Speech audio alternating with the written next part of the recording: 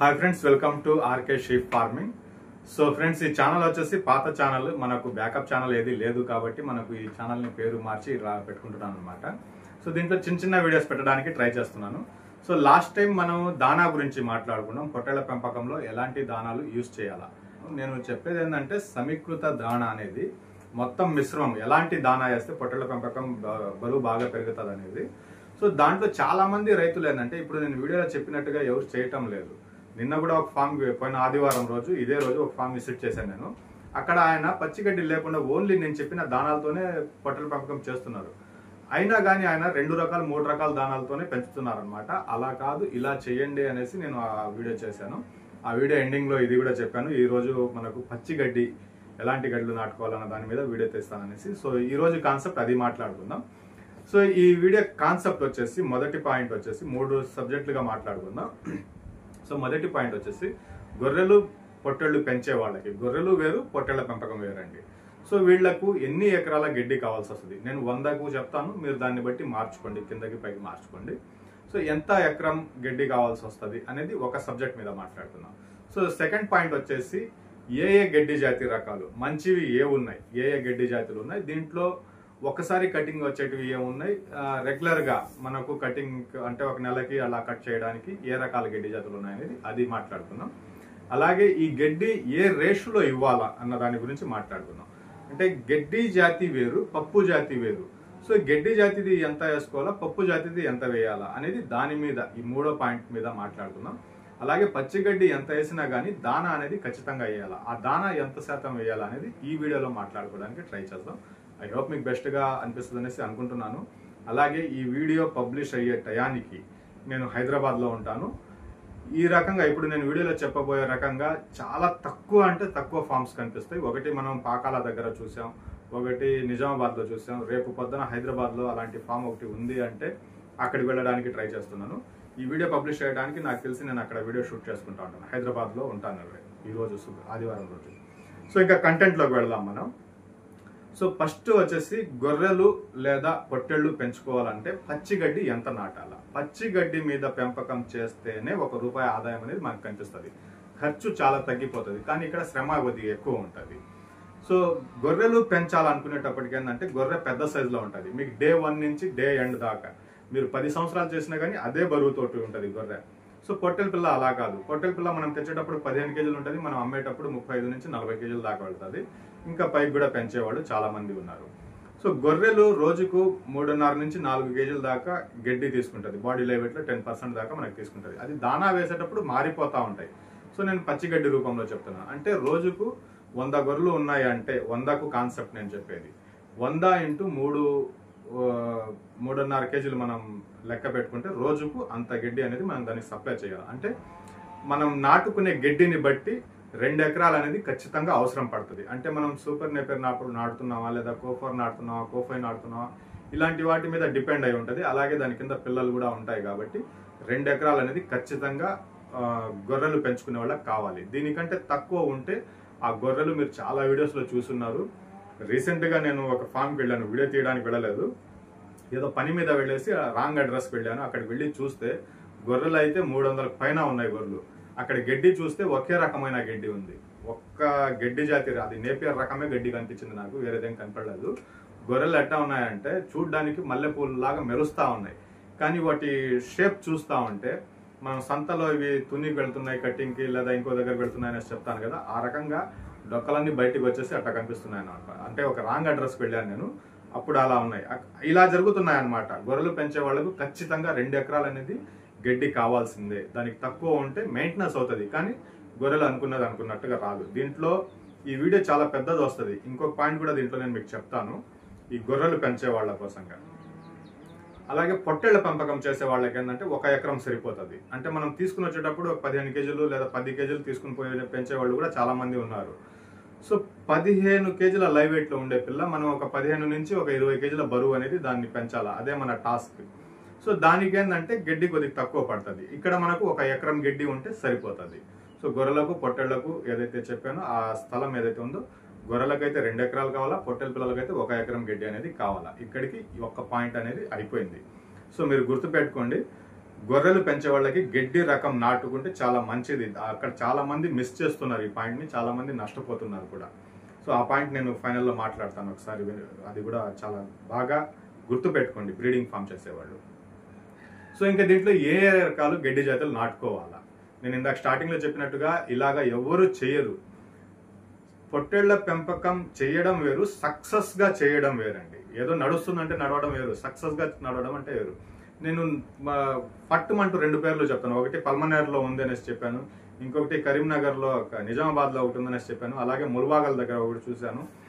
కర్ణాటకలో కొన్ని ఫార్మ్స్ చూస్తున్నాను. కర్ణాటక గురించి లాస్ట్లో మాట్లాడతాను, చిత్తూరు కర్ణాటక వాళ్ళ గురించి.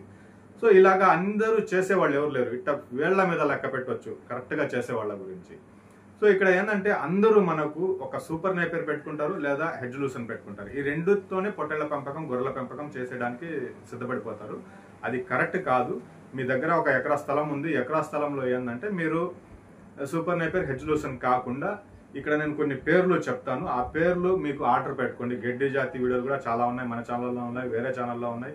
మీరు ఎక్కడి నుంచి అయినా ఆర్డర్ పెట్టుకోండి, కానీ ఈ పద్ధతిని పాటించడానికి ట్రై చేయండి. ఇది నా పర్సనల్ ఫీలింగ్. అలాగే నేను చాలా బాగా చేస్తా ఉన్నారు అంటే ఇదే రీజన్ వాళ్ళ దగ్గర ఉంది. సో దాని గురించి మనం ఒకసారి మాట్లాడుకోవడానికి ట్రై చేద్దాం. ఫస్ట్ గడ్డి జాతి అండి.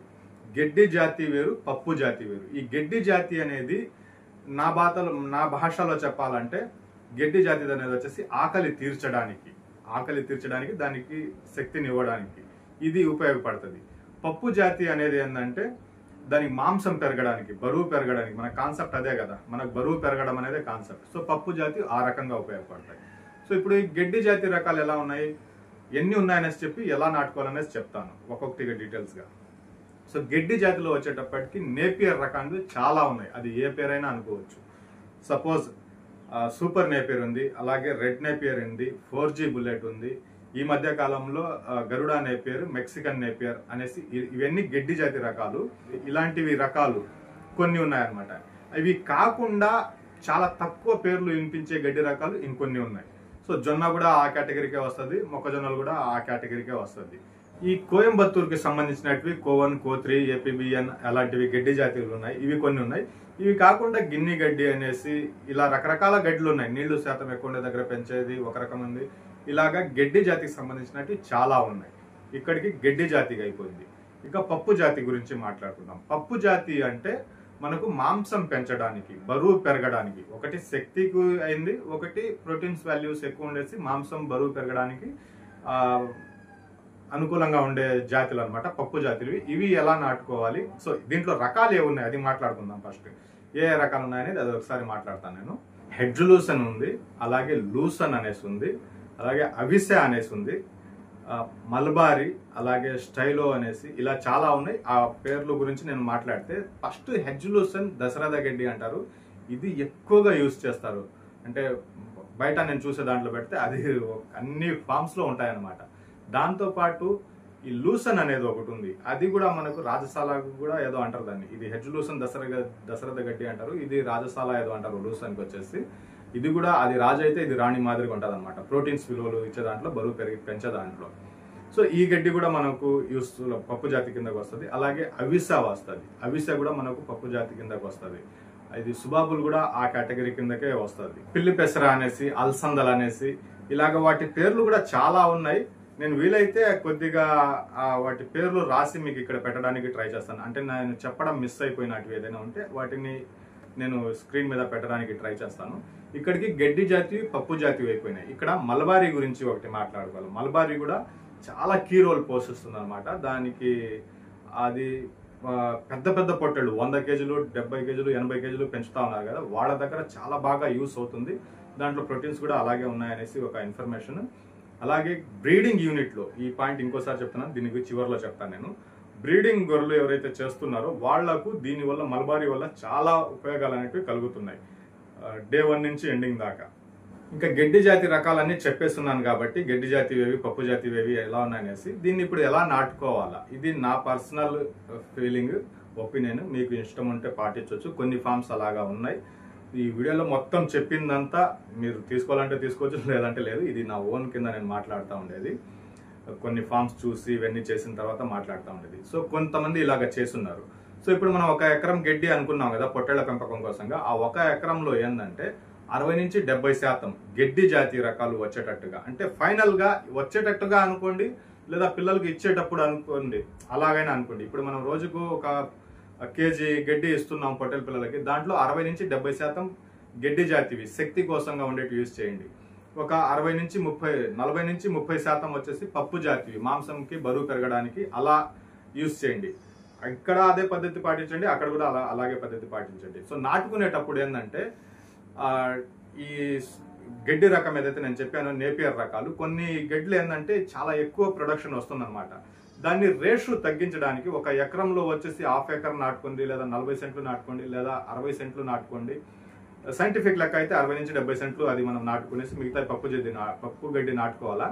కానీ నేను చూస్తున్న లెక్క ప్రకారం ఏంటంటే గడ్డి జాతివి ప్రొడక్షన్ ఎక్కువ వస్తుంది కాబట్టి గడ్డి జాతివి కొద్దిగా వెనక్కి పెట్టేసి కొద్దిగా తగ్గించి పప్పు జాతివి ఎక్కువ పెట్టుకోండి అనేసి నా చిన్న సజెషన్.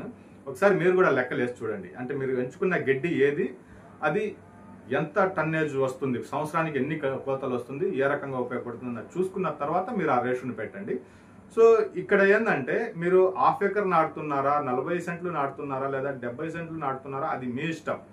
దాంట్లో నేను చెప్పేది ఇంపార్టెంట్ అనే మాట ఏంటంటే మీరు ఒక్క సూపర్ నేపియర్ లేదా ఒక్క 4G బుల్లెట్ లేదా గరుడా నేపియర్ కాకుండా సూపర్ నేపియర్ నాటండి, అలాగే దాంట్లో 4G నాటండి, గరుడా నాటండి. ఇలాగా ఒక 3 రకాలు, same place, same order, same ఖర్చు, ఏం మారదు మీకు డబ్బుల విషయంలో. కానీ క్వాలిటీ ఏదైతే వస్తుందో బయటికి మన ప్రొడక్షన్, ఒక గడ్డి కాకుండా 3 రకాల గడ్డులు వస్తున్నాయి. అంటే సూపర్ నేపియర్లో ఒక రకమైన ప్రోటీన్స్, అదే శక్తినిచ్చే పదార్థాలు ఉన్నాయి, గరుడా నేపియర్లో ఇంకొద్దిగా వేరే రకంగా ఉన్నాయి, మెక్సికన్ నేపియర్లో ఇంకో రకంగా ఉన్నాయి, అలాగే కో1 కో3 వాటిలో వేరే రకంగా ఉంటాయి. ఈ 3 కలిసి వచ్చేటప్పటికి ఏంటంటే ఇష్టంగా తింటాయి అన్నదే నా పాయింట్. సో క్వాంటిటీ మాత్రం ఒకే లెక్కన వస్తుంది. సో ఇంకా పప్పు జాతి ఉన్నాయి. పప్పు జాతిలో వచ్చేటప్పటికి మనకు 40 నుంచి 30% మనం ఫీడ్ ఇవ్వాలా కాబట్టి, మేత ఇవ్వాలా కాబట్టి గొర్రెలకి పిల్లలకి. అక్కడ ఏంటంటే దీంట్లో ఇప్పుడు మనం మాట్లాడుకున్నట్టుగా ఆ 40 సెంట్లలో 30 సెంట్లలో లేదా 1/2 ఎకర్లో ఏంటంటే ఓన్లీ హెజ్ లూసన్ కాకుండా, ఓన్లీ అది లూసన్ కాకుండా ఈ 3 రకాలు నాటుకోండి. హెజ్ లూసన్ నాటండి, లూసన్ నాటండి, అలాగే ఈ మలబారీ నాటుకోండి, లేదంటే అవిసె నాటుకోండి. ఇలాగా ఒక 3-4 రకాలు నాటుకుంటే ప్రోటీన్స్ ఇచ్చేటివి ఒకటి ఉంది, దానికి 3 రకాల గడ్డిలు అనేవి మనం నాటుకుంటున్నాం. సో అప్పుడు తినడానికి ఏ రకంగా ఉంటుందో మీరు కూడా ఒకసారి ఆలోచించండి. ఓన్లీ సూపర్ నేపియర్ హెజ్ లూసనే కాకుండా అటుపక్క 3 రకాల గడ్డి జాతులు వస్తున్నాయి, ఇటుపక్క 3 నుంచి 4 రకాల పప్పు జాతివి వస్తున్నాయి. సో ఇవన్నీ మిక్స్ చేస్తే ప్రతిరోజు డిఫరెంట్ గా వాటికి కూడా మేతకు ఇది ఉంటది కదా, అప్పుడు బరువు ఎక్కువ పెరగడానికి అవకాశం ఉంటుంది అనేది నేను చెప్పేది. అలా చేసిన వాళ్ళు చాలా మంది ఉన్నారు. ఖర్చు చాలా తక్కువ చేసి పెట్టెల పెంపకం అనేది చేసుకోవచ్చు. బెస్ట్ ఆప్షన్ మీకు ఇదే. ఖర్చు తక్కువ కావాలా, ఆదాయం ఎక్కువ రావాలంటే గడ్డి పండించుకుంటేనే మంచిది. సో ఇంకా రేషియో ఇందాక చెప్పాను నేను ఎలా ఇవ్వాలనేది. బాడీ లైవ్ వెయిట్లో 10% ఇవ్వాలా, 40-60% గడ్డి ఇవ్వాలా, 30-40% అనేది పప్పు జాతి ఇవ్వాలా. ఇవన్నీ ఇచ్చినా కానీ మళ్ళీ మనకేంటంటే డ్రై ఫాడర్ రూపంలో, ఇది దానా రూపంలో అనేది కొద్దిగా వేరుశనగ చెత్త ఉంటే వేసుకోవచ్చు, పచ్చిగడ్డి అనేది కాల్షియం డౌన్ అవ్వకుండా అలా ఉండడానికి. అలాగే దాంతోపాటు దానా అనేది బాడీ లైవ్ వెయిట్లో మనకు పర్సంటేజ్ రూపంలో ఇవ్వాలి. అంటే అందాజ్గా చెప్తున్నాను అనమాట. ఒక పొట్టేళ్ళు 10% మనం ఫీడ్ ఇచ్చేటప్పుడు ఏంటంటే పచ్చిగడ్డి ఇచ్చేటప్పుడు, అదే రకంగా దానా కూడా ఏంటంటే దాని పిల్ల బరువులు, ఆ పొట్టేళ్ళు ఏదైతే బరువు ఉందో దాంట్లో నుంచి 1 నుంచి 2.5% దానా ఇస్తే చాలు అనమాట. ఇప్పుడు 10 కేజీలు ఉంది, 10 కేజీలు 1% అంటే ఒక 100 గ్రాములు అవుతుంది. 20 కేజీలు ఉందంటే 200 గ్రాములు అవుతుంది. సో 2.5% అంటే ఒక 10 కేజీలు ఉందంటే 250 గ్రామ్స్ అనమాట. ఈ మధ్యలో ఇవ్వాలా అనేది లెక్క. దానా ఇలా ఇచ్చుకుంటే పొట్టెలు అనేటివి చాలా బాగా బరువు పెరుగుతాయి, దానికి ఖర్చు కూడా చాలా తగ్గిపోతుంది అనమాట. సో చాలా తగ్గుతుంది, చాలా అంటే చాలా తగ్గుతుంది, మీకు ఊహకు అందగలనమాట. ఇప్పుడు ఏంటంటే ఈ స్థలం లేని వాళ్ళు వర్షం కారణంగా ఇలా అలా చేసి టీఎంఆర్ తెచ్చి, సైలేజ్ తెచ్చి, ఇంకొకటి తెచ్చి దానా ఖర్చులు ఎక్కువ అయిపోతున్నాయి. సో వీటన్నిటికి తగ్గించడానికి బెస్ట్ దారి ఏంటంటే మీరు పచ్చి గడ్డి, ఎండుగడ్డి ఉంటేనే బెస్ట్ ఆప్షన్. అప్పుడే మనకు ₹1 ఆదాయం అనేది కలుగుతుంది. దాంతోపాటు ఈ దానా అనేది కొద్దిగా ఇచ్చుకోవాలి. సో దాని గురించి మళ్ళీ మాట్లాడతాను నేను. ఇక్కడ ఈ మలబారీ ఆకు గురించి కొద్దిగా మాట్లాడతాను. అంటే బ్రీడింగ్ ఫామ్ యూజ్ చేసే వాళ్ళకి దాంట్లో మలబారీ ఆకులో ఎలా ఉంది అనేది ఒకసారి సైంటిఫిక్గా చెప్తాను. అలాగే పొట్టేళ్ల పెంపకంలో నేను లైవ్లో చూసి ఉండేది ఒక పాయింట్ మాట్లాడతాను. ఈ మల్బారీ యూజ్ చేయడం వల్ల ఏంటంటే చాలా పొట్టేళ్ళు బరువు పెరగడానికి ఎక్కువగా అవకాశాలు అనేవి ఉన్నాయన్నమాట. సో దానివల్ల ఏంటంటే దీనికి ప్రత్యేకంగా టాపిక్ అనేది తీసుకున్నాను. సో దీంట్లో ఏంటంటే ఈ 80 కేజీలు 100 కేజీలు పొట్టేళ్ళు ఏవైతే పెంచుతున్నారో ఫస్ట్ వాటి గురించి మాట్లాడతాను. ఈ చిత్తూరు, చింతామణి, ముల్బాగలు ఈ ఏరియాస్లో ఎవరైతే పెంచుతున్నారో వాళ్ళ ప్రతి ఒక్క ఫామ్లో ఈ మల్బారీ ఆకు అనేది ఉంది. సో దానికి ఎక్కువ బరువు పెరగడానికి అవి చాలా అంటే చాలా కీ రోల్ పోషిస్తున్నాయి వాళ్ళ కాడ నాకు తెలిసినంత వరకు. ఇది దానాలో కూడా కలిపి పెట్టేయవచ్చు, లేదా అలాగైనా సపరేట్గా అయినా ఇవ్వచ్చు. అంటే చాప్ చేసిన తర్వాత ఇప్పుడు మనం చెప్పుకున్న గడ్డి జాతుల్లో కలిపి అలాగైనా ఇవ్వచ్చు, లేదా దానాలో కలిపి అయినా ఇవ్వచ్చు. ఇది జీర్ణ శక్తి, తిన్నది తిన్నట్టుగా ఒంటికి పడుతుంది అంటారు కదా, అలాగా ఇది ఎక్కువగా పనిచేస్తుందంట. దానివల్ల ఏంటంటే పొట్టేళ్ల పిల్లలు ఏంటంటే బరువు పెరగడానికి ఎక్కువ అవకాశం ఉంది. సో అది మెయిన్ రీజన్. సో ఈ రీజన్ నేను చూస్తున్నాను కూడా, చాలా మంది పెద్ద పొట్టేళ్ళు చేసేవాళ్ళు అది చేస్తున్నారు.